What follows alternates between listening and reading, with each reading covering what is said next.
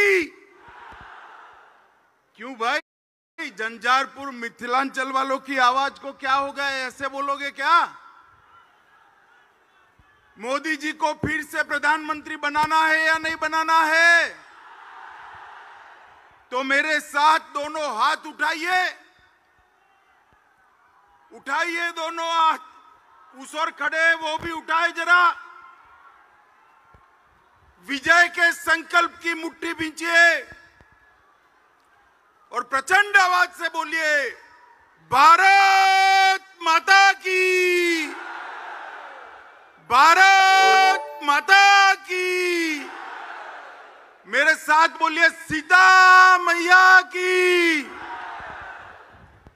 मंच पर उपस्थित बिहार प्रदेश भारतीय जनता पार्टी के अध्यक्ष श्रीमान सम्राट चौधरी जी, मेरे मित्र और केंद्रीय मंत्री श्रीमान गिरिराज सिंह जी, मेरे साथी मंत्री श्रीमान नित्यानंद राय जी, श्रीमान अश्विनी चौबे जी, आदरणीय राधा मोहन सिंह जी, भारतीय जनता पार्टी के महासचिव और बिहार के प्रभारी श्री विनोद तावड़े जी, नेता प्रतिपक्ष श्री विजय सिन्हा जी, श्री हरीश साहनी जी, अशोक यादव जी, श्री गोपाल जी ठाकुर, श्री हरीश त्रिवेदी जी, नंद किशोर यादव जी, श्री मंगल पांडे जी, पूर्व मंत्री आरसीपी सिंह जी, और आज माता जानकी की धरती पर आए हुए प्यारे भाइयों बहनों माताओं और मेरे जिगर के टुकड़े जैसे युवा मित्रों, आप सभी को नमस्कार। सबसे पहले मैं सीता मैया की भूमि पर आया हूं। यहीं उन्होंने देह धारण कर समग्र देश के अंदर, समग्र दुनिया के अंदर पतिव्रता धर्म क्या होता है उसको प्रस्थापित करने का काम किया। वो माता सीता को दो हाथ जोड़कर प्रणाम कर मेरी बात की शुरुआत करना चाहता हूं। मित्रों, ये जो भूमि है महान विद्यापति जी की, मंडन मिश्र की, जननायक कर्पूरी ठाकुर जी की, वीर पूरण मंडल की और पंचानन झा जैसे वीरों की भूमि है। इस भूमि को भी मैं प्रणाम कर मेरी बात की शुरुआत करना चाहता हूं। यही भूमि ने दुनिया में मधुबनी पेंटिंग से न केवल मिथिलांचल परंतु समग्र भारत की ख्याति देश देश तक पहुंचाने का काम किया है। वो झंझारपुर और मिथिलांचल की भूमि को मैं प्रणाम करने आया हूं। सबसे पहले तो मैं बिहार की जनता का बहुत हृदय से, बिहार की जनता का बहुत हृदय से धन्यवाद करना चाहता हूं। कुछ दिन पहले ये लालू नीतीश की सरकार ने एक फतवा जारी किया कि बिहार में रक्षाबंधन की छुट्टी नहीं होगी, जन्माष्टमी की छुट्टी नहीं होगी।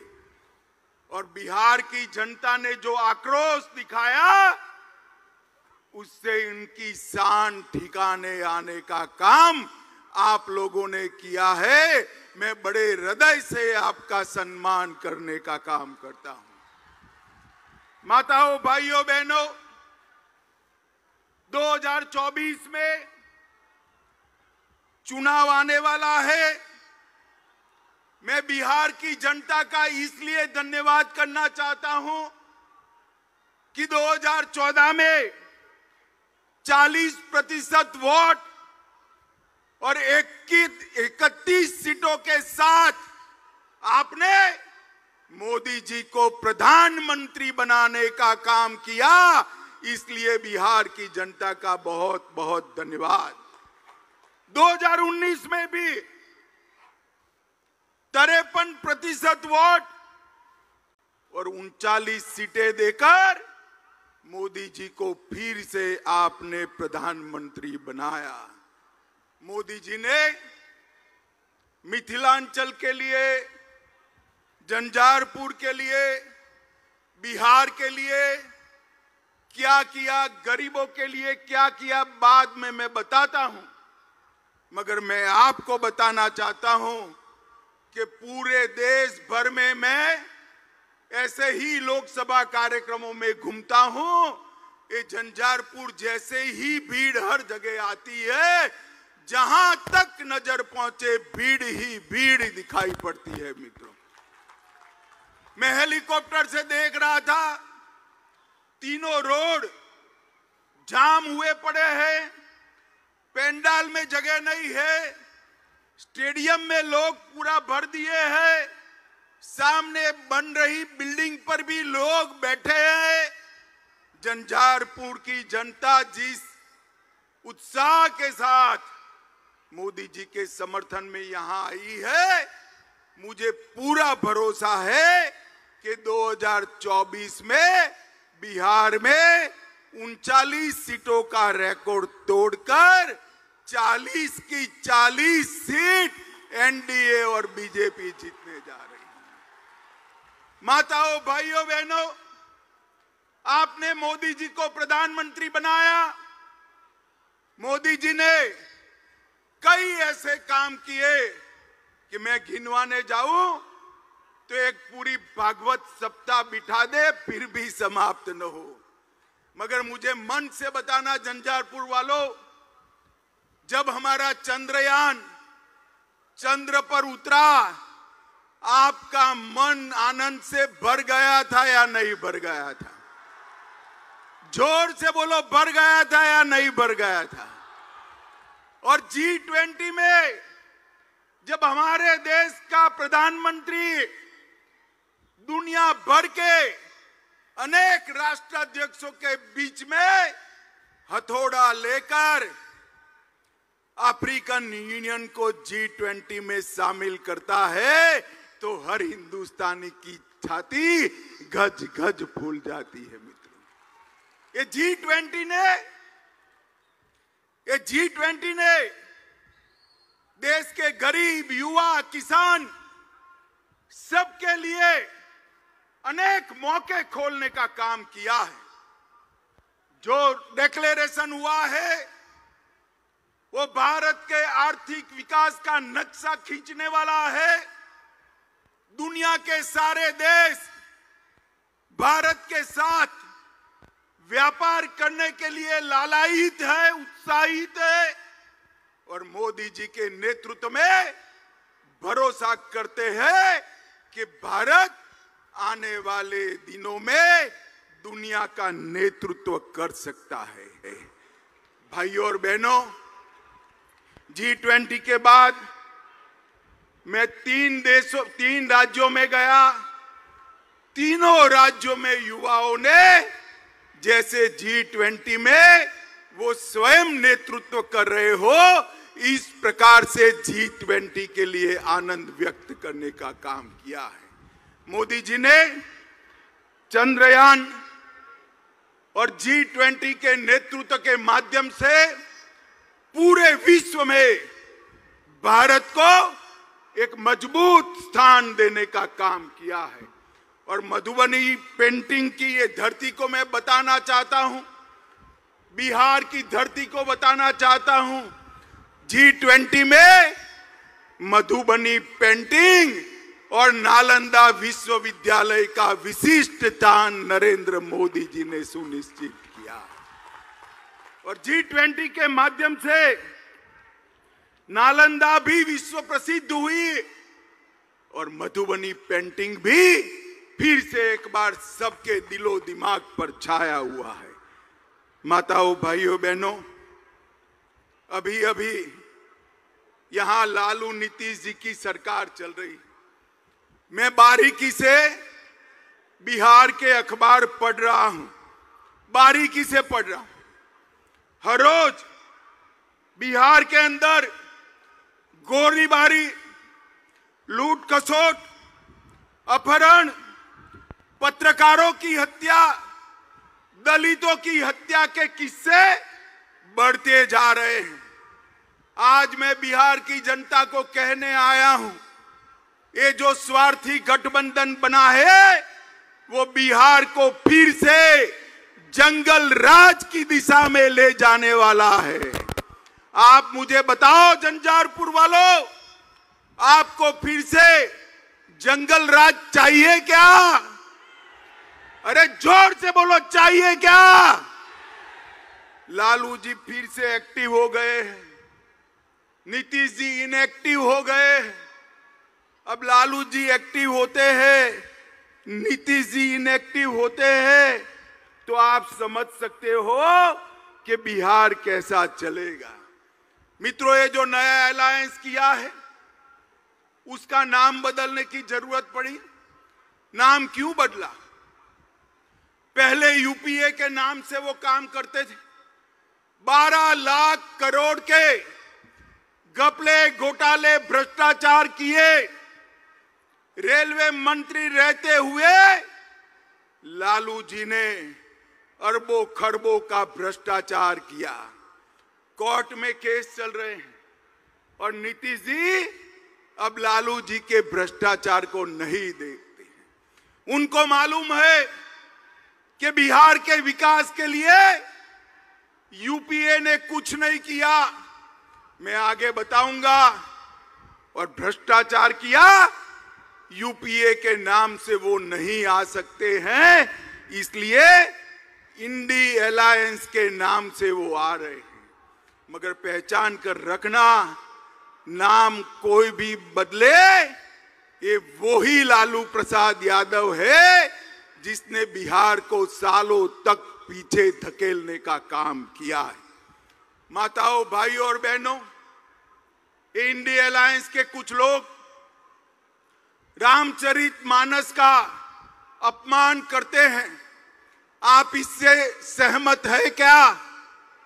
जोर से बोलिए, सहमत है? जन्माष्टमी की छुट्टी रद्द कर देते हैं, आप इससे सहमत है क्या? भाई बहन के त्योहार, रक्षाबंधन की छुट्टी रद्द कर देते हैं, आप सहमत है क्या? और वो सनातन धर्म को कहते हैं, कई सारे रोगों के साथ इसका नाम जोड़ते हैं।